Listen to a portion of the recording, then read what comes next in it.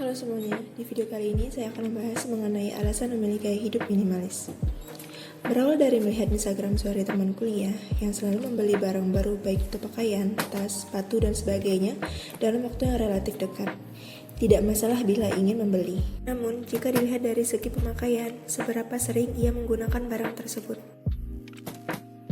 Yang lebih mengejutkan lagi, barang tersebut menumpuk di dalam kamarnya dan dibiarkan saja di lantai sampai memenuhi ruangan. Beberapa pakaian dimasukkan dalam box besar. Sejak saat itu, saya mulai berhenti mengikutinya. Maaf teman. Kenapa saya melakukannya? Karena saya tidak suka melihat barang yang berantakan, apalagi tidak berada pada tempatnya.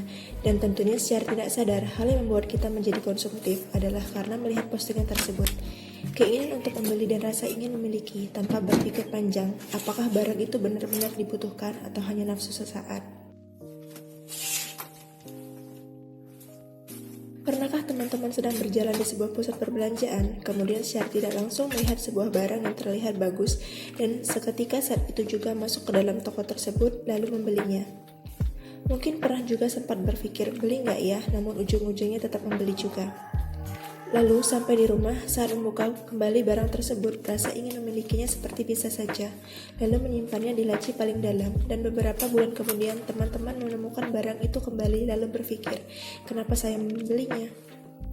Hal yang saya pelajari dalam gaya hidup minimalis adalah mengoptimalkan barang yang kita punya dan menghargai barang tersebut.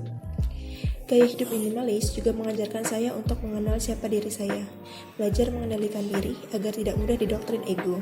Prinsip saya, boleh tahu zaman, tapi jangan sampai dikendalikan oleh zaman. Dengan minimalis, kita selalu berpikir positif, dan tentunya belajar mengelola uang dengan baik. Menjalani gaya hidup minimalis bukanlah perkara gampang, apalagi bila teman-teman yang suka mengoleksi barang atau masih suka mementingkan estetika. Hari ini pakai outfit yang mana ya, biar terlihat keren di depan teman-teman. Minimalis bukan hanya meminimalkan jumlah barang yang kita miliki. Minimalis bisa dilakukan dengan hal sederhana seperti merapikan folder, isi lemari, dan berkas. Saya akan memberikan beberapa tips untuk teman-teman yang ingin membereskan sesuatu, namun selalu muncul rasa malas dan menunda-nunda.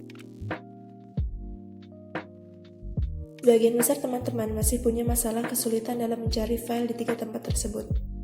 Teman-teman mulailah dengan memilih file mana yang masih ingin disimpan atau tidak, lalu membuka folder, lalu membuat nama yang lebih spesifik agar lebih mudah mencarinya kembali.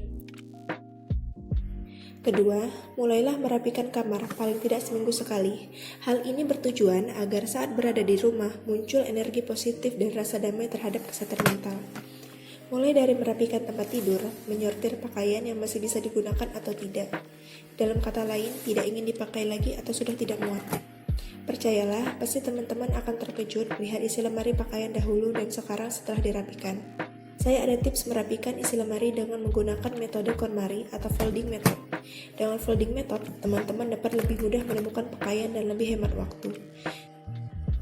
Teman-teman dapat melihat metode KonMari di serial Netflix Spark Joy, atau ingin memahami seni beres-beres dan metode merapikan pada buku The Life-Changing Magic of Tidying Up, karya Marie Kondo. Ketiga, merapikan berkas berupa kertas dan buku.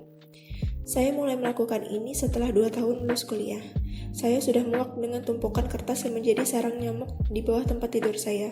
Awalnya saya memiliki 3 kardus besar berisi berkas kuliah mulai dari materi kuliah sampai skripsi. Beberapa kali muncul rasa sayang kenangan masa perjuangan. Namun, kalau dipikir kembali, saya memiliki soft copy-nya di flash disk dan di laptop saya.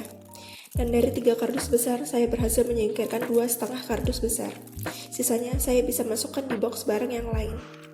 Dari ketiga tips tersebut, teman-teman dapat lebih mengenal diri, memilih mana yang masih bisa disimpan atau dibuang, serta tidak membeli barang hanya karena gengsi. Terima kasih untuk teman-teman yang sudah menonton video ini, semoga bermanfaat. Sampai jumpa di video selanjutnya.